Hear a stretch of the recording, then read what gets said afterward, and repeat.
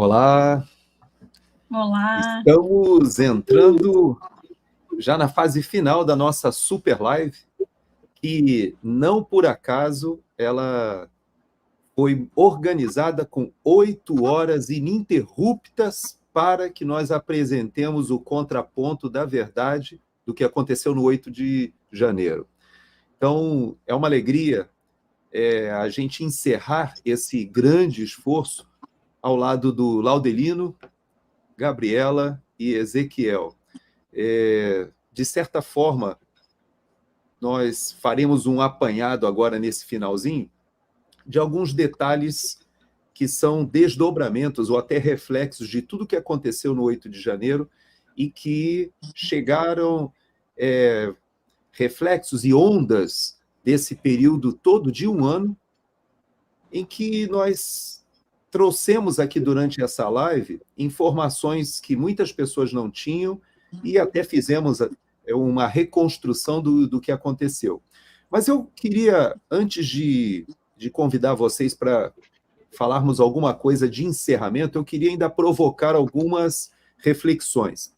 A primeira delas é que muita gente não sabe, e eu vou conversar com o Ezequiel um pouquinho sobre isso, mas a Gabriela me passou o contato de um advogado do Espírito Santo e eu fiquei perplexo, Gabriela, porque descobri por seu intermédio, e depois eu fui conversar com esse advogado do Espírito Santo, que ele tinha clientes presos desde o dia 15 de dezembro.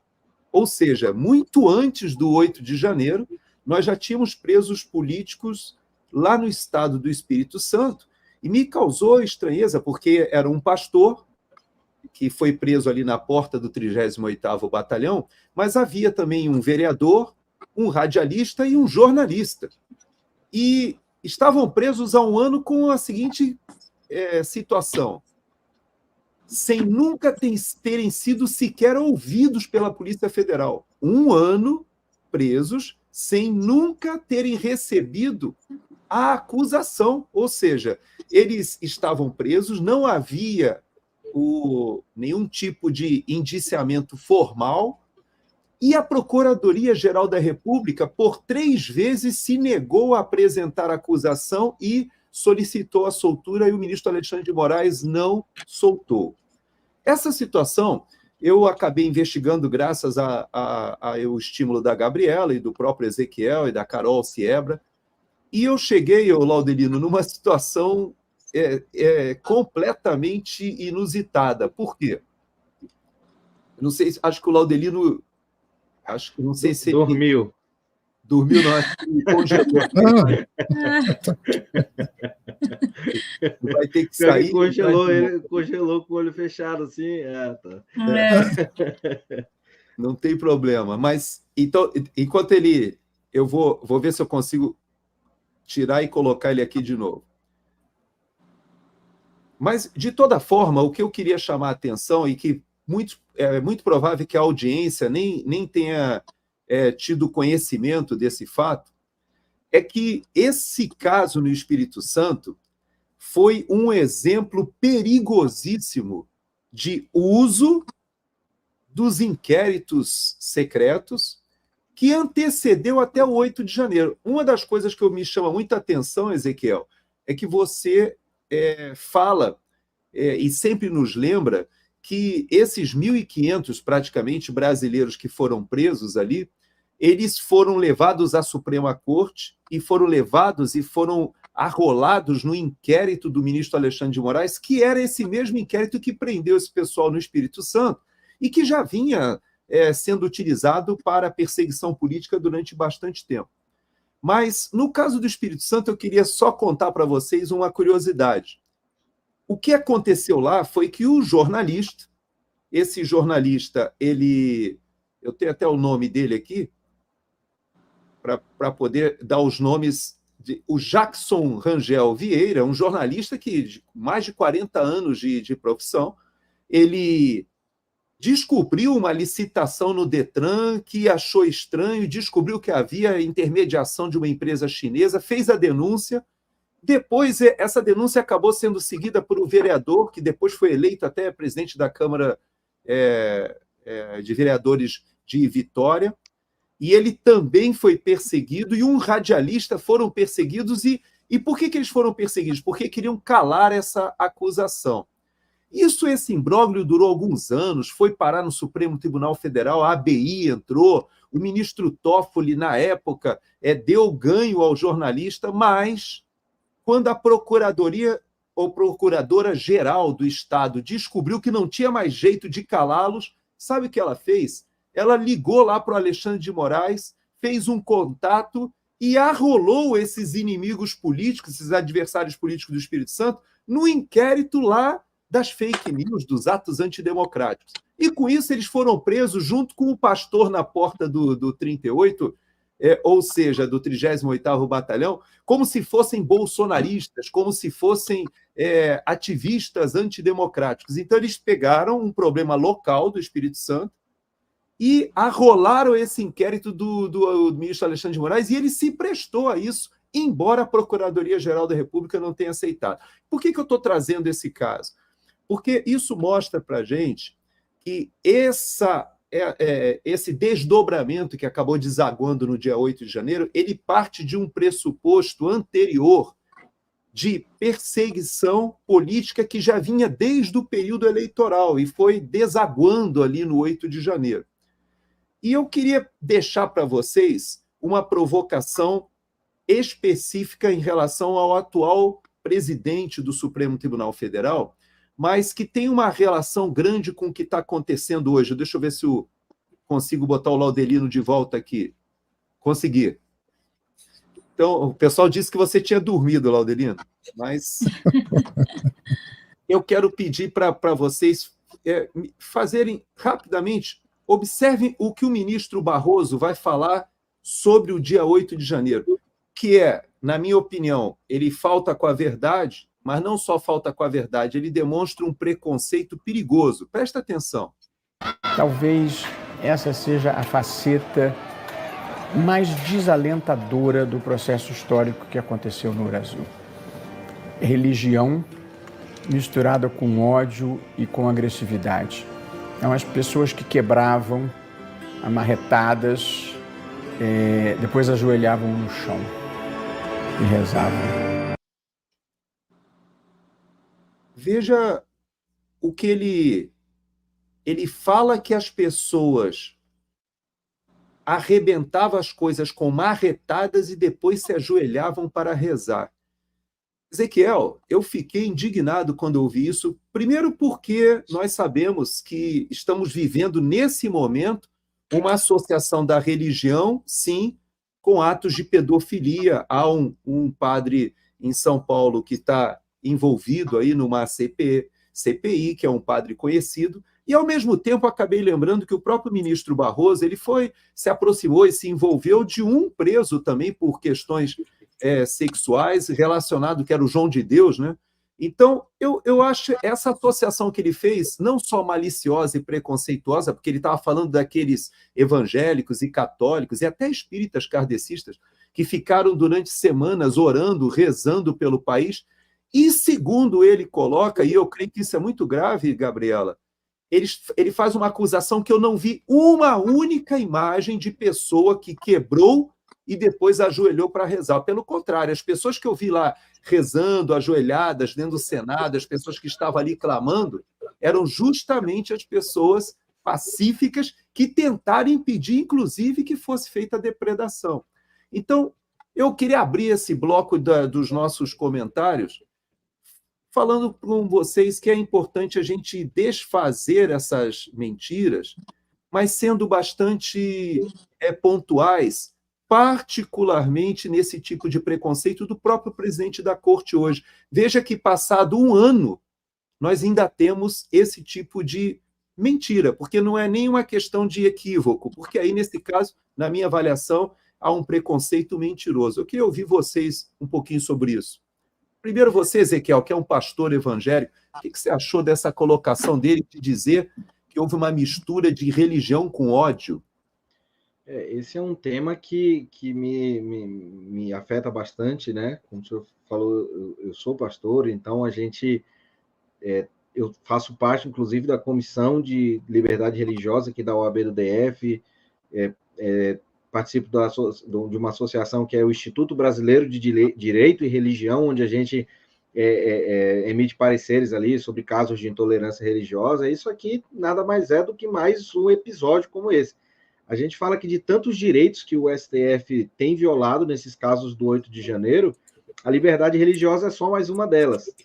É só mais um destes direitos que estão sendo violados, né? Como o fato de as pessoas, por exemplo, não poderem congregar, que estão com tornozeleira eletrônica, e aí você tem lá nos processos os pedidos das pessoas para poderem frequentar as igrejas, para poderem frequentar nos cultos, aí o ministro decide, não, olha, você não pode ir na terça-feira, você pode ir no domingo de manhã, ou seja, já é um absurdo você ter que pedir, e o maior absurdo é ainda o ministro negar. Então, 90% das pessoas, eu diria que até 99% desses réus são cristãos, são pessoas que têm uma base cristã, então a gente vê nitidamente, né, uma perseguição religiosa. E quando a gente vê uma manifestação do presidente do Supremo Tribunal Federal externando tamanho preconceito religioso, e é uma absoluta ilação, da mesma forma como o episódio do ministro Alexandre de Moraes, que falou que as pessoas estavam planejando enforcá-lo e tal, e não apresentou prova nenhuma. Eu nunca vi, provavelmente nunca veremos, porque essas imagens aí estão escondidas a 7 chaves pelo próprio Supremo Tribunal Federal, que junto ali com as câmeras do Ministério da Justiça, e a Polícia Federal que não quis investigar, a CPMI que não deixou investigar, dificilmente a gente vai ter acesso à íntegra dessas imagens, e se tivéssemos, eu garanto que não veríamos pessoas depredando e em seguida ajoelhando. Isso é uma imagem criada na mente preconceituosa do ministro Barroso para tentar associar a religiosidade das pessoas àqueles atos de depredação. Mas a gente não fica surpreso vindo de quem vem, né? Porque a gente conhece essas pessoas, os ministros são, em sua grande maioria, pessoas de extrema esquerda que têm ali o seu viés comunista, e nada mais comunista do que a tentativa de destruição do cristianismo. Laudelino, eu e você, talvez até muita gente não saiba, mas o Laudelino é militar também, da reserva, e também é da mesma arma de cavalaria, e que eu sou, né? Eu tive o privilégio de ser comandante do CPOR, do Centro de Preparação de Oficiais da Reserva, e o Laudelino foi formado no Centro de Preparação de Oficiais da Reserva também. Mas, Laudelino, eu queria fazer uma provocação com você, porque uma coisa que adveio, né, do dia 9 de janeiro, eu creio que o dia 9 de janeiro é um dia que ficará marcado na nossa história como um dia da perfídia, o dia em que nós tivemos aquela quantidade gigantesca de brasileiros que foram presas ali. Eu vou trazer para vocês um vídeo só daquele dia, para ver se eu consigo passar, só para a gente lembrar o que aconteceu, porque tem vários. Meu Deus, gente, mais uma pessoa passando mal aqui. Já morreu uma pessoa aqui dentro. Já morreu uma pessoa aqui dentro. Agora são 20 horas e 16 minutos. Mais uma pessoa passando mal aqui. E até agora os bombeiros estão vindo. Já é a terceira pessoa que eles têm que socorrer hoje aqui. E a assistência está sendo péssima. Eles mataram uma mulher ali de Sinop. Meu Deus do céu.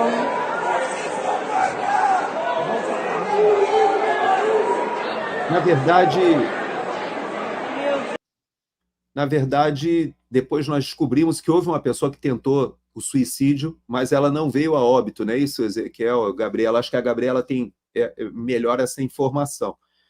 Mas, Laudelino, o fato é que essas pessoas estavam acampadas na frente do QG do Exército, já há bastante tempo. Esse acampamento foi minguando, diminuindo, e No 1º de janeiro, houve a assunção do presidente Lula sem nenhum tipo de problema, né? Não havia tido nenhuma intercorrência, tudo aconteceu ali mais ou menos, né, dentro da normalidade. Nós temos até uma declaração do ministro da Defesa, que eu queria que a gente ouvisse, porque ele fala sobre essa questão de que aqueles acampados estavam legitimamente ali naquele local. E essa é uma divergência que eu acho importante a gente levantar, e eu queria até ouvir um pouquinho os advogados, mas... O evento que eu já vi em praça pública aqui foi a posse do presidente Lula. Não teve um problema, um beliscão, uma confusão, uma briga, não teve absolutamente nada. De certa forma, nós achávamos que aquela resistência que nós estávamos sentindo estava sendo minada. Eu queria parar um pouquinho aqui só para dizer para vocês o seguinte: não houve nenhum incidente no dia 1º, porque a própria organização do evento ela fez questão de explicitar que não seria permitida manifestações de protestos no dia da posse.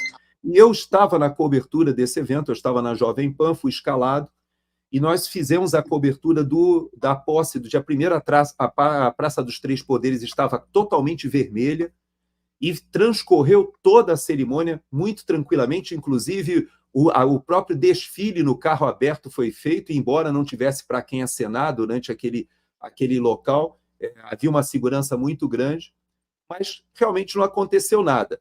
Vamos ouvir o que ele fala depois. Eu todo dia passava na frente aqui do comando do Exército, o acampamento estava diminuindo. Na véspera tinham 1.500 pessoas. Chamei o comandante do Exército e disse: olha, o que é que a gente vai fazer com isso? Isso é melhor não mexer, porque está diminuindo. E nós sabíamos que ali tinham famílias de militares da ativa que não concordavam com o resultado eleitoral. Tinha esposa de generais, de gente importante, que a gente não podia fazer nada. Algumas pessoas diziam: tem que tirar na marra, mas não havia uma ordem judicial para tirar. Foi o maior evento que eu já vi. Então veja que ele termina a frase dele dizendo que não havia nenhuma ordem judicial. E eu me lembro, Gabriela, você estava lá nesse dia, na sustentação oral do desembargador Sebastião, ele fez questão de tocar nesse ponto, que houve oportunidade de retirar aquele acampamento antes, isso não foi feito, e o próprio ministro da Defesa reconhece que eles resolveram não retirar porque não havia nenhuma ordem judicial. Exatamente. Fala para a gente um pouquinho ou pelo menos tenta transmitir para a gente como foi essa experiência da audiência, dessa sustentação oral. Foi a única audiência, né, Ezequiel? Acho que você era o próximo que ia fazer a sustentação oral e nem pôde fazer. Eu me lembro que você fez a sustentação oral de um púlpito improvisado na porta do Supremo Tribunal Federal, até como um ato de protesto. Mas, Gabriela, você estava lá nesse dia e eu queria que você falasse um pouquinho para a gente desse argumento que foi apresentado pelo desembargador Sebastião. Eu estava lá e eu gostaria de voltar só um pouquinho no tema anterior, que justamente tem a ver com o dia da audiência, que eu também sofri com essas violações de liberdade religiosa, né? Porque eu estava com o meu terço, esse aqui, na mão, e um segurança veio e pediu que eu guardasse o meu terço. Imediatamente eu disse que não entendia o porquê que eu teria que guardar o meu terço. E daí vários advogados se levantaram, foram lá e disseram: não, ela não vai guardar o terço, não existe razão para isso é inadmissível. E ele disse para mim que eu estava fazendo barulho. Mas eu estava assim, orando, eu estava sentada bem de frente para o ministro Alexandre de Moraes, e aquilo incomodou eles. Então, assim, eu me senti realmente constrangida com aquela situação, e mostra o quanto eles são... o quanto eles não têm piedade, né? Eles não têm dó, e eles agem como eles acham que tem que agir. Não pensam nas pessoas. Eu, além de advogada, é uma família, claro, uma familiar, claro que eles não saberiam disso, mas eles não respeitam, eles não têm respeito a nada, né?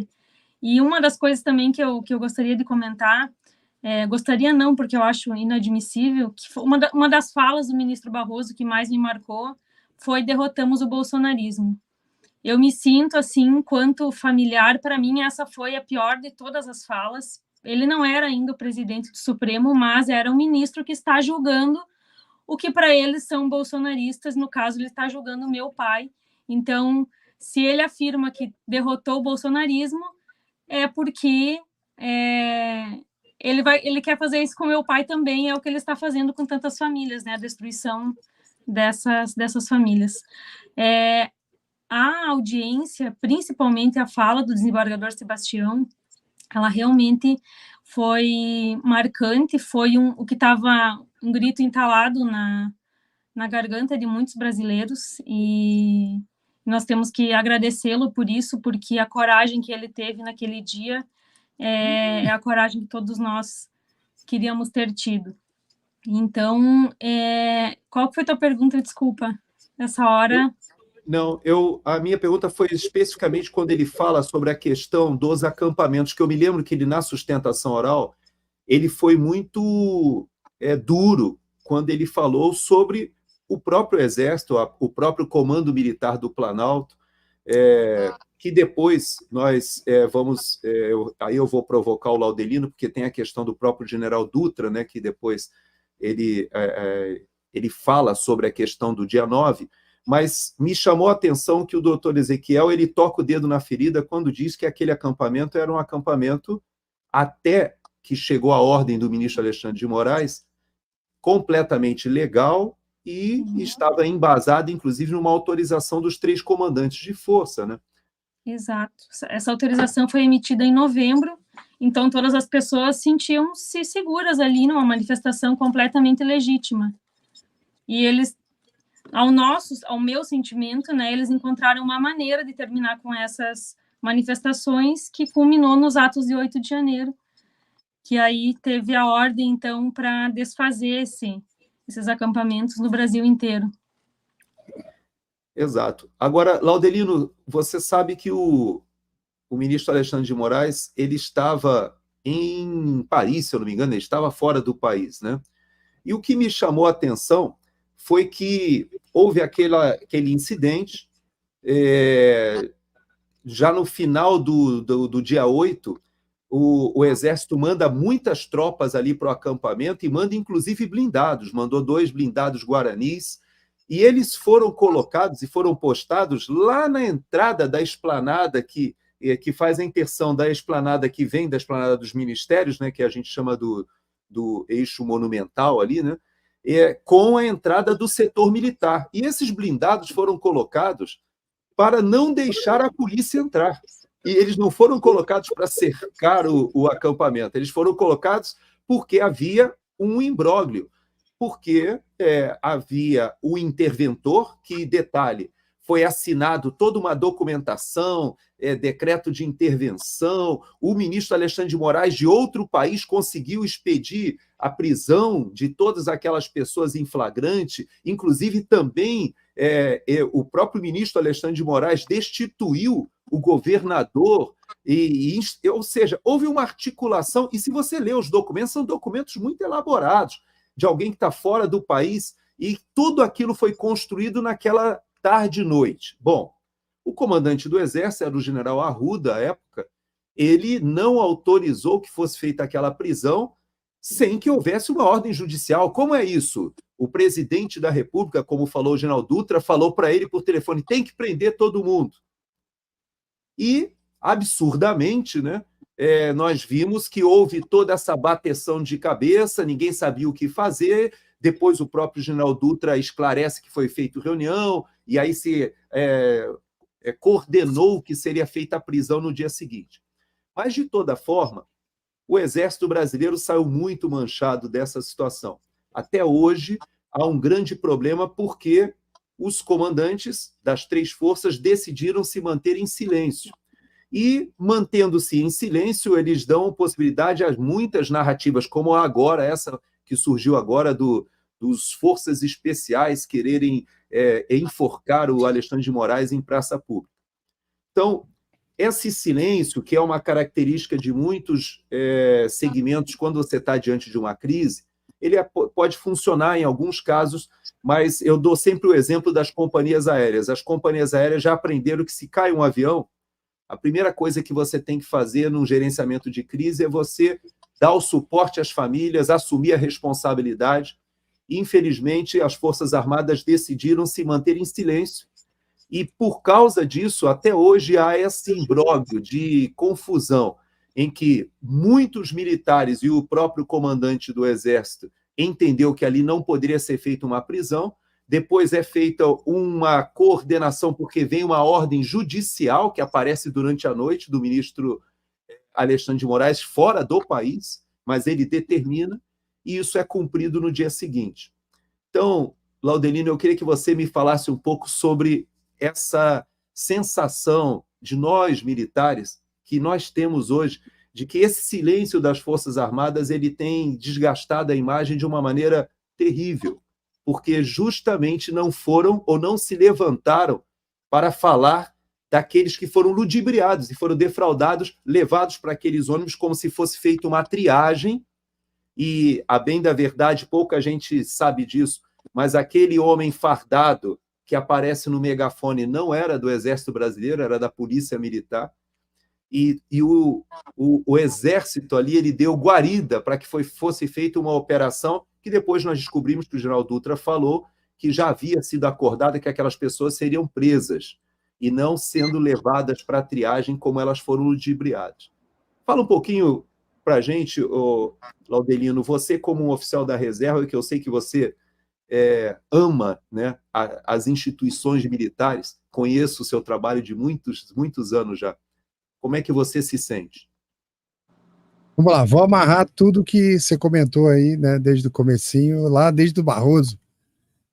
A gente tem que lembrar que o Barroso, que deu aquela declaração ali, ele é o advogado do Cesare Battisti, né, que foi condenado na Itália lá por matar 4 pessoas, era um terrorista, e a afirmação que ele está fazendo ali sobre aquela questão do vidro quebrado e tal, aquilo, para quem estuda aí dialética, é um non sequitur, que é o seguinte, a conclusão não tem nada a ver com as premissas, né?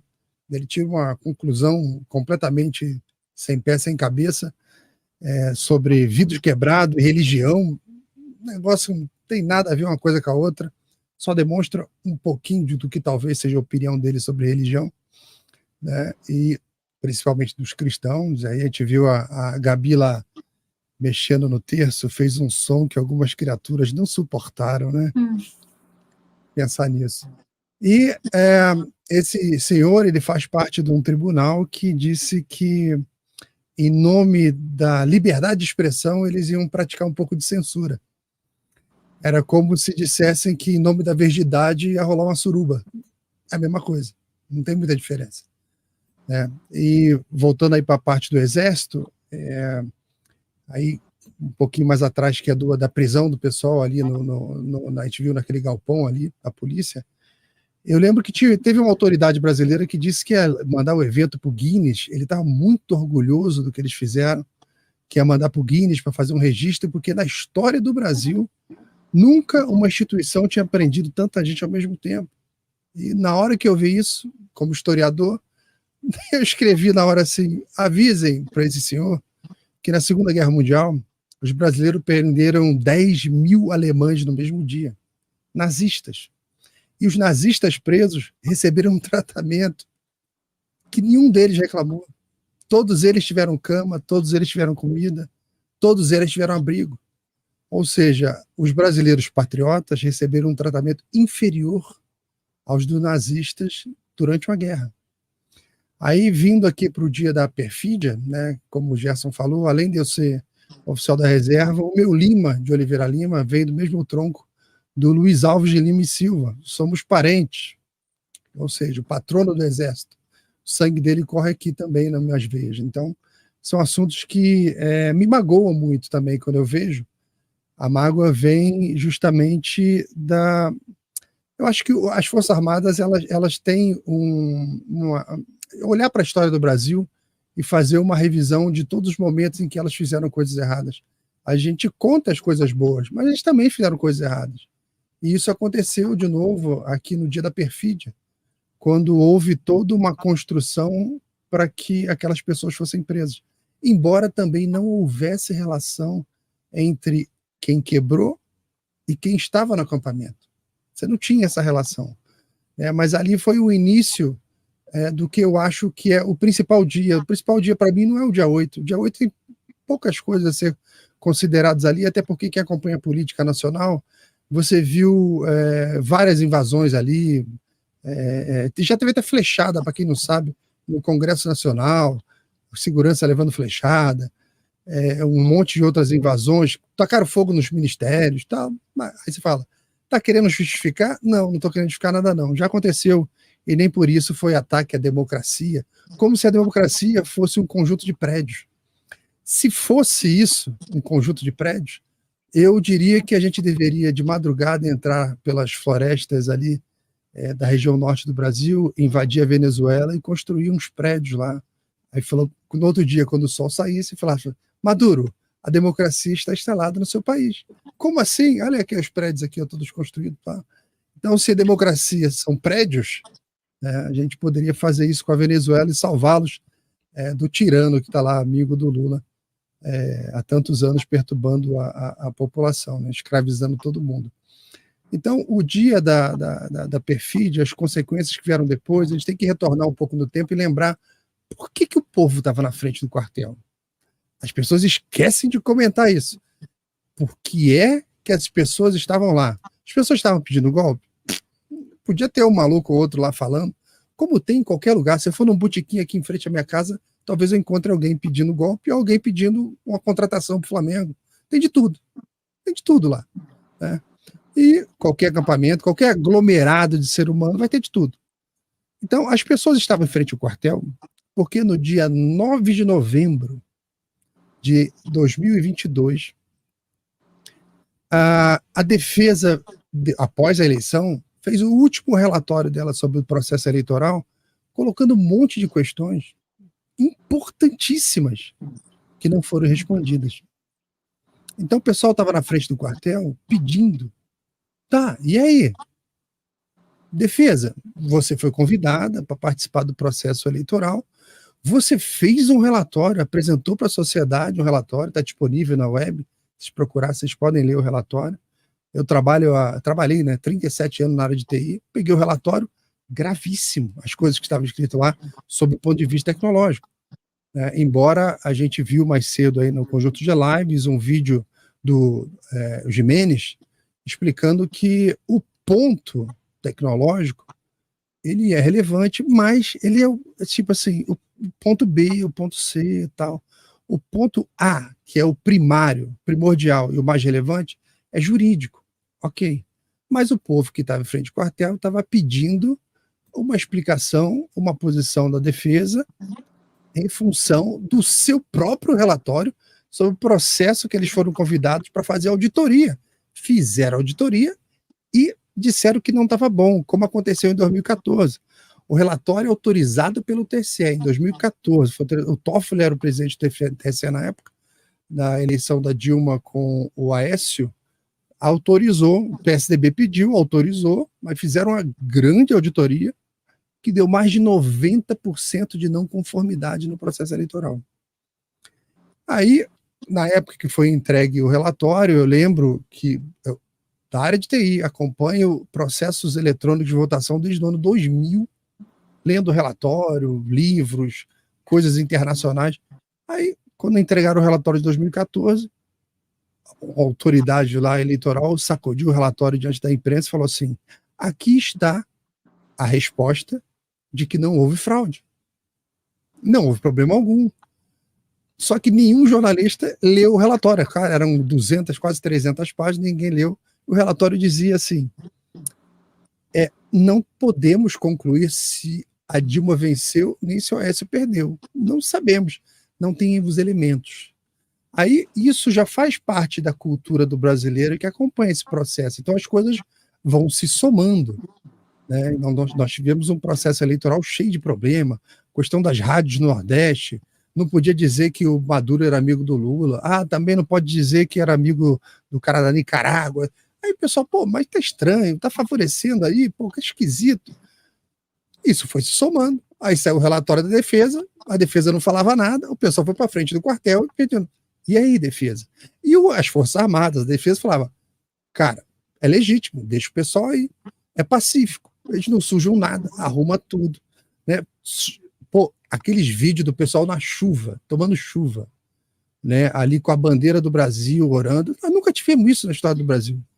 E até os militares olharam meio e falavam, caramba, quando a gente vai lá na frente do quartel trocar a bandeira, que todo dia tem a cerimônia de hastear a bandeira, tirar a bandeira e tal, nunca teve tanta plateia, nunca teve tanta audiência, né? E o militar curte, o militar gosta, né, de ver essa aproximação. O 7 de setembro de 2022, eu tive lá em Brasília, assistindo, parecia final de Copa do Mundo, um negócio belíssimo de ver, muito bonito de ver, né? Então, isso que a gente estava vendo na frente dos quartéis era uma continuidade desse movimento, que foi todo interrompido. Agora, assim, a gente viu que não teve nenhum interesse do governo em investigar, está tudo muito mal explicado, criou-se uma CPI para se explicar e o governo trabalhou para não explicar. Então, a gente não é mais criança, aqui só tem adulto, né?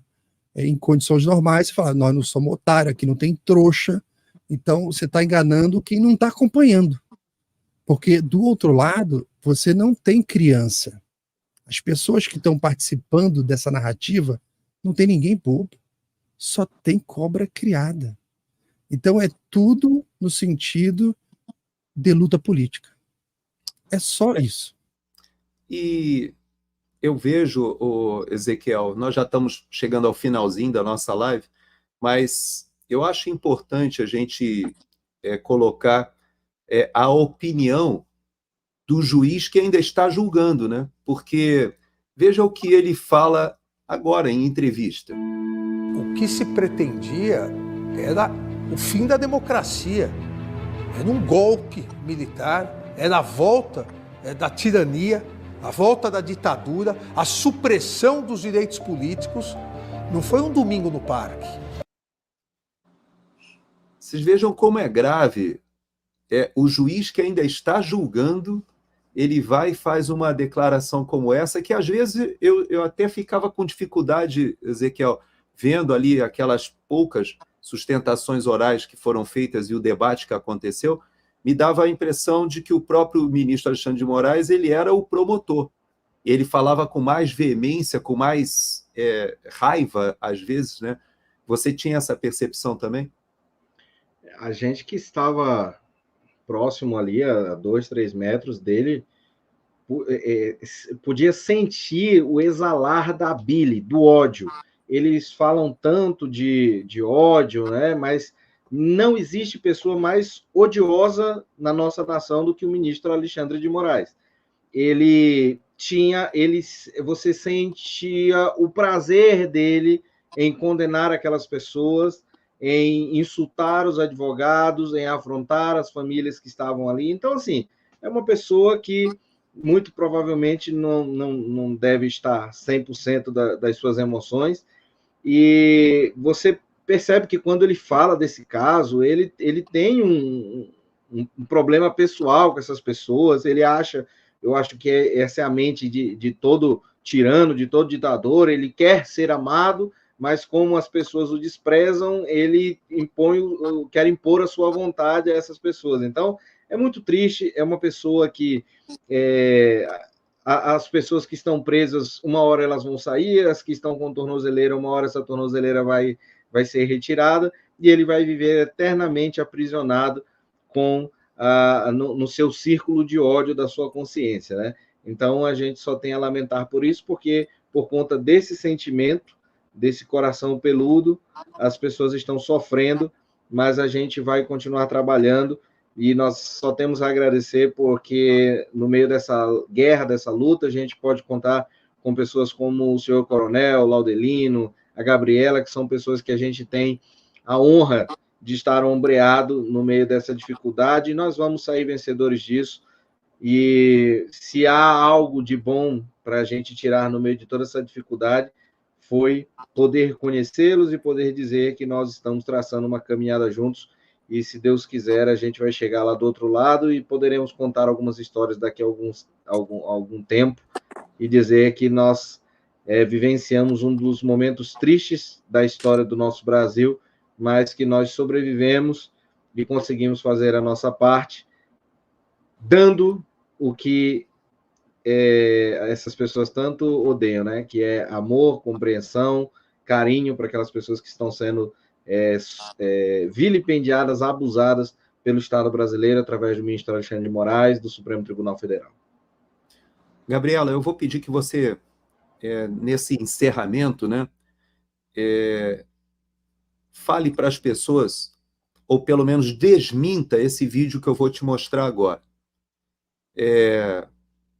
De certa forma, o que esse cidadão vai falar agora, ele expressa a versão comprada pelo mainstream, que daqui a pouco vai estar passando várias mensagens que o governo está divulgando. Eu não sei se vocês viram, vocês que são de Brasília, veja que o governo até já preparou uma iluminação especial, né, colocando democracia nos une, né?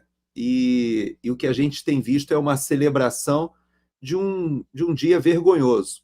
Mas, de certa forma, Gabriela, eu vou te passar um trechinho bem pequenininho e eu queria que você ouvisse, absorvesse o que você vai ouvir, porque ali está dizendo que essas pessoas que marcharam do acampamento com um bandeirão, acreditando no país, ouça o que essa pessoa fala desses brasileiros.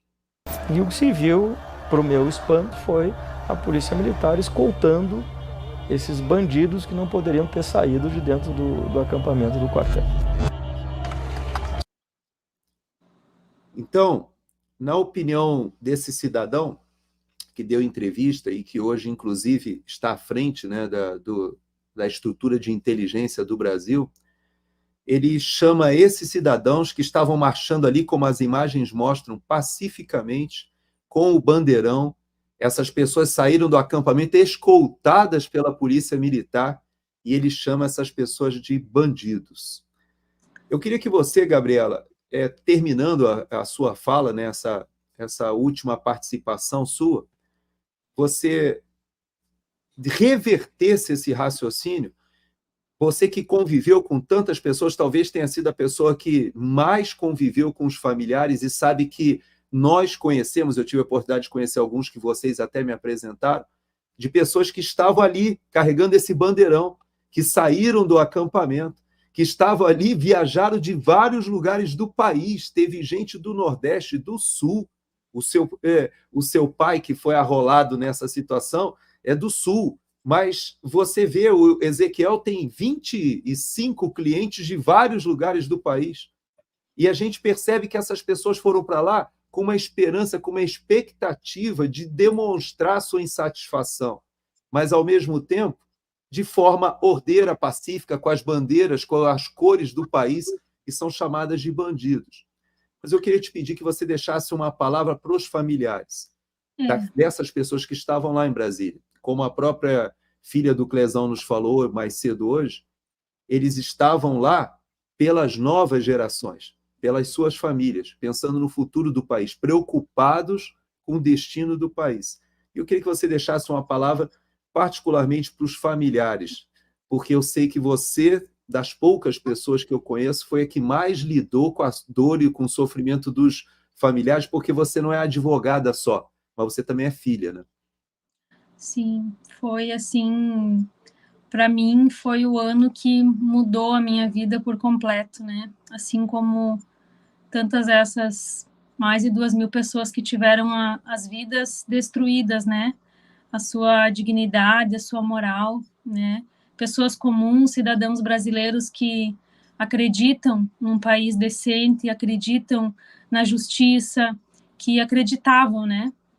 E que hoje estão sendo julgados por um tribunal de exceção e se sentem completamente impotentes, injustiçados.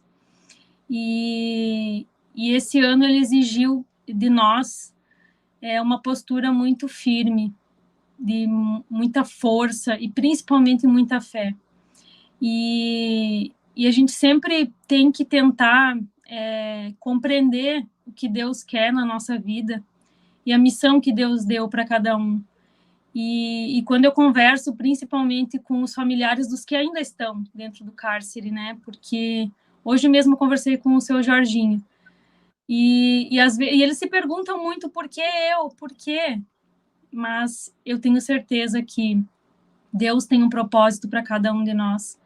E não é à toa que eu saio do Rio Grande do Sul para ir, né, para o meu pai, né, saio daqui para defender meu pai e recebo essa missão tão árdua que é, porque Deus sabe que o que chega, né, no meu coração, eu vou até o fim, as famílias sabem disso, ninguém fica para trás, ninguém fica desamparado. Então, esse sentimento de dor, ele nos transformou em coragem e força para que a gente pudesse enfrentar todos os desafios e os que ainda virão, porque nós estamos caminhando para um cenário de muita incerteza. E aquelas pessoas que marcharam até com aquele bandeirão, pode ter certeza que não eram bandidos, são pais, mães e famílias, são avós, crianças, pessoas que acreditam num futuro decente. Não queriam, eu tenho certeza que a grande maioria, muito mais que 99% daquelas pessoas não queriam que nada desse vandalismo, desse ataque ao patrimônio público, ninguém queria isso. As pessoas queriam só transparência, né? Queriam os seus direitos respeitados, queriam ter uma tranquilidade de botar a cabeça no travesseiro e saber que aquilo era o certo, que estava tudo certo no nosso país. E a gente sempre tem que cuidar muito com as palavras, porque a gente sabe os riscos que todos corremos, né? Então, eu quero dizer para as famílias que saibam que nós estamos fazendo todo o possível, nós fomos para os Estados Unidos, denunciamos as violações, nós tivemos todo o apoio do Coronel Gerson, da IES Brasil, pessoas que abriram as suas casas para nós, que confiaram em nós, no nosso trabalho, e que acreditam que o Brasil ainda tem solução, que ainda tem chance, e a gente não pode dar um passo atrás. Nós estamos aqui, então, empenhados nessa live, que é histórica, para mostrar que nós temos coragem de enfrentar toda essa tirania que tem no nosso país. Então, que as famílias sintam que estão amparadas, que nós estaremos juntos, faremos tudo que estiver ao nosso alcance para que a gente consiga trazer de volta a nossa democracia, que hoje está tão relativizada, e que o respeito à Constituição que prevaleça, a dignidade dessas pessoas volte, e nessa luta não é em vão, porque Deus, Ele espera de nós e Ele quer que a gente que nos mantenhamos firmes, porque a gente sabe que é uma luta espiritual, além de tudo, e eu tenho certeza que a gente vai conseguir enfrentar, e eu agradeço imensamente. Eu só queria, em nome das famílias, eu quero agradecer ao Dr. Frederico, eu não posso deixar de falar dele aqui, porque ele foi um anjo dentro da Papuda, ele salvou muitas vidas, ele tentou, ele fez todo o possível, não só para os presos do 8 de janeiro, ele auxiliou todas as outras pessoas que passavam mal. Ele foi incansável, ele foi, além de médico, ele foi aquela pessoa que deu uma palavra amiga, que sustentou psicologicamente, e eu confesso que eu ia para minha casa um pouco mais aliviada, sabendo que ele estava lá para cuidar de todas as pessoas e cuidar do meu pai, com tanto amor que ele tinha. Ele não transparecia muitas vezes. O meu pai passou mal, desmaiou lá dentro, e ele sempre tentava apaziguar a situação para chegar até mim, para que eu não me assustasse. Então, ele teve todo o cuidado com as famílias, né, com os advogados e com os presos. E eu também quero agradecer, em nome da associação, a Jaqueline, que é a nossa secretária, que ela é um anjo, ela tem esse cuidado, esse apreço com todas as famílias, ela é aquela pessoa que está sempre disponível, sempre ajudando, ela liga, ela faz chamadas de vídeo, ela tem o maior empenho assim, e amor na causa, e tudo isso é voluntário, todo mundo está trabalhando pelo bem, né, e pela paz. E o pessoal da IES Brasil, que eu já mencionei também, que não tem medido esforços para mostrar o que está acontecendo no nosso país, né, nos Estados Unidos, assim como tantos como o Fernão, como o Paulo Figueiredo, o Rodrigo Constantino, o Alan dos Santos, tantos que vêm sofrendo com esses arbítrios e que estão fazendo o seu papel fora do país. Então, eu deixo o meu carinho, o meu abraço, e que saibam que eu estou com todos vocês e farei tudo que tiver ao meu alcance. Podem contar comigo sempre. Laudelino, é uma surpresa, nem a Gabriela sabe, eu acho que nem o Ezequiel, mas o Laudelino, ele fez uma proposta para o Luiz Felipe de uma obra, né? Eu vou colocar aqui para vocês. Eu creio que... Eu nem sei se ele já tinha mostrado, não sei se você tinha mostrado. Não. Mas eu Isso queria é que a você proposta falasse... de uma estátua para o Clezão, né? Que a ideia era você construir a estátua com a família e esse vazio que representa a ausência do Clezão. E ela deveria ser colocada nos fundos do Congresso Nacional, que é a instituição que deu as costas para ele. Então, tinha que estar nos fundos do Congresso, que é o local onde o Congresso o colocou, afastado, atrás. Só que quando você olha por ele, você vê do outro lado quem é o culpado pela morte dele. Através dele você vê. Tanto faz o lado que você vê. De um lado você vê um tribunal, se você for pelo outro lado da estátua, você vê o executivo. Então, é uma proposta de estátua em homenagem ao Clezão, para ficar ali atrás, para sempre. O Brasil lembrar que um dia, essa coisa que a gente chama de república, que é uma farsa, ela tem um monte de erros no século XX, e nós chegamos no século XXI com, acho que o maior de todos, onde o Estado brasileiro permitiu, tá? Quando eu falo Estado brasileiro, a gente costuma falar muito do judiciário, né? A gente fala muito do tribunal, tal, mas eu queria tocar num outro ponto que eu não vejo ninguém falando, que é o seguinte: o Brasil há muito tempo já sabe, acompanha que tem problema no Congresso. A gente sabe que o Congresso não é perfeito. O modelo que permite que coloquemos pessoas no Congresso não é perfeito. A gente sabe que tem problema no Executivo, o Executivo também é imperfeito. O que a gente viu nos últimos anos é que, se o Brasil fosse um motor, existe uma peça do motor, que é o Judiciário, que é a que mais faz barulho no motor hoje. Você para na oficina, o motor está funcionando, você fala: pô, mas que barulheira está vindo dessa correia aí, desse negócio e tal. É o que mais faz barulho hoje. E a minha pergunta, que eu deixaria até para o pessoal que é do direito administrativo, que é do penal, é que a gente tem hoje uma pletora de funcionários públicos, concursados, inteligentíssimos, eles têm mestrado, têm doutorado, têm PhD, eles estudam, são completos dominadores do direito, mas eles não hesitam nem um segundo em obedecer ordens ilegais dentro de um processo legal.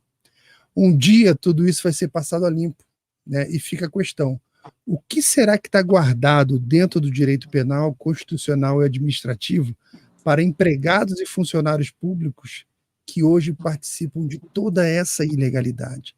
Isso não pode ficar sem consequência. Essa estátua que ficaria atrás do Congresso é para lembrar isso. Não é o tempo que o judiciário... Não é o judiciário. A máquina estatal brasileira como um todo já não funciona mais, porque tem uma peça que não está funcionando e as outras peças, outros sensores, pesos e contrapesos, e coisas que foram criadas para se autolimpar, né, para deixar a máquina funcionando, não funcionam também. Isso não vai ter consequência? Essa estátua ali atrás é para lembrar que não é só, ela está bem atrás de ela está ali no meio de todo mundo, né? Você tem o executivo, legislativo e judiciário, está todo mundo junto ali, porque é o centro do Estado brasileiro. Então é ali que era o local dela, ali que ela deveria ficar, para que a gente nunca mais esquecesse que durante esse período, que eu acho que é o período mais baixo da história da República, que é o que a gente vive hoje, é um período que a gente não pode esquecer. Ao mesmo tempo, como a gente sempre fala aqui, que Deus é que sabe, né, o caminho que a gente vai seguir, para onde que a gente vai, o que a gente está passando. Eu gosto muito de pensar na seguinte analogia. Eu imagino lá um papai do céu lá conversando com alguém, dizendo assim: eu vou fazer esse país gigante, vou fazer esse país grande. Beleza. Aí alguém chega e fala para ele assim: mas esse povo que mora lá, ele merece? Aí ele fala assim: vou te provar que ele merece. olha quanta dificuldade eu vou jogar para eles. Você vai ver que eles vão sair do outro lado mais forte. E é o que a gente está vivendo. Nos resta é não permitir que no nosso turno essas coisas continuem acontecendo. A gente usar de todas as nossas armas e ferramentas para lutar por um Brasil melhor. Essa é que é a nossa missão. Obrigado, Laudelino. E com essa fala final do Laudelino, eu quero deixar você que nos seguiu até agora, nós temos mais de 5.000 pessoas ainda nos assistindo no YouTube, às mais de 4 horas, 4 horas e 13 minutos, e eu sei que muita gente ainda vai nos assistir, e eu quero te pedir que você, durante o dia, passe esse link dessa live, nós faremos vários cortes, se você puder também, divulgue nas suas redes sociais, porque hoje será um dia essencialmente de uma batalha informacional, onde, infelizmente, o governo e pessoas insensíveis, e muitas vezes pessoas de má fé, agirão para colocar sobre os ombros desses brasileiros, que eu posso falar para vocês com toda a convicção, a grande maioria não quebrou um vidro, não jogou uma pedra, não fez um ato de vandalismo, estão sendo tratados como aqueles que estavam lá, dentre os infiltrados, dentro daqueles que se descontrolaram, dentro daqueles que foram realmente para quebrar, mas que são a minoria. E, no entanto, nós temos pessoas e brasileiros hoje que estão sendo julgados e condenados a apenas de 17 anos de prisão, sem ter uma única imagem, uma única prova mostrando que eles cometeram qualquer ilegalidade. Então, nós sabemos que estamos diante de um momento, como o Laudelino falou, de muito desafio e difícil, mas nós não vamos esmorecer.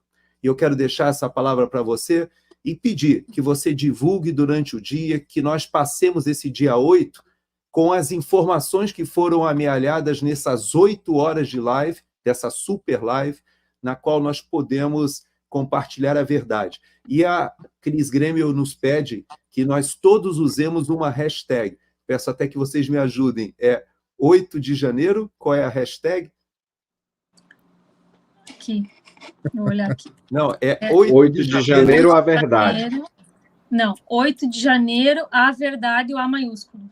Isso. O A maiúsculo. Então, 8 de janeiro, o A maiúsculo, verdade. Então, 8 de janeiro, a verdade. Essa hashtag, que a gente suba essa hashtag hoje durante o dia, compartilhemos muito do que foi produzido nessas 8 horas, e eu quero te pedir, não desista do nosso país.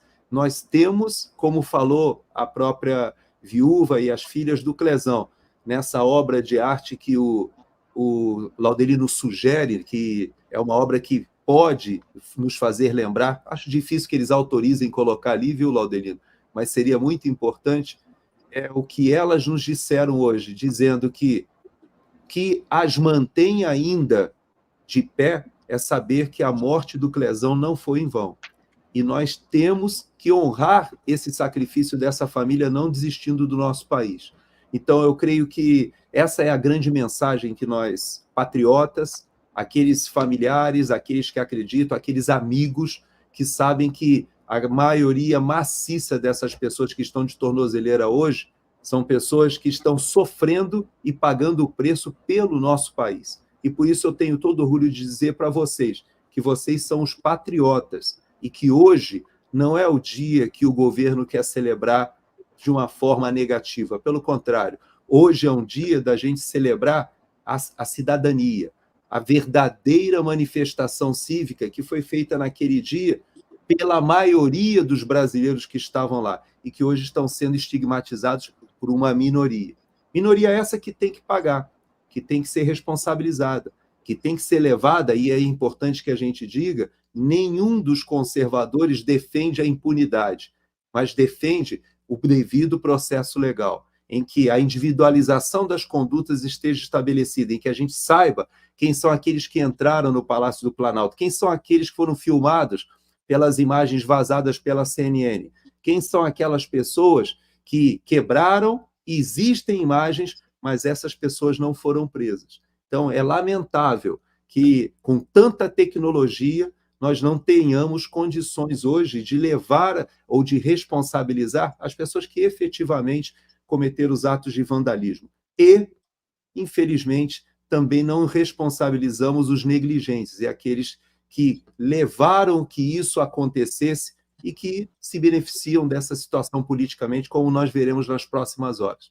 Eu espero que a grande massa da população não endosse esse tipo de celebração que o governo hipocritamente e cinicamente estará conduzindo hoje durante o dia, e que a gente consiga refletir que o momento que nós vivemos no país é um momento que deve nos estimular a não desistir, a estarmos ombreando com esses que estão de tornozeleira eletrônica sofrendo e não deixando que eles sofram sozinhos.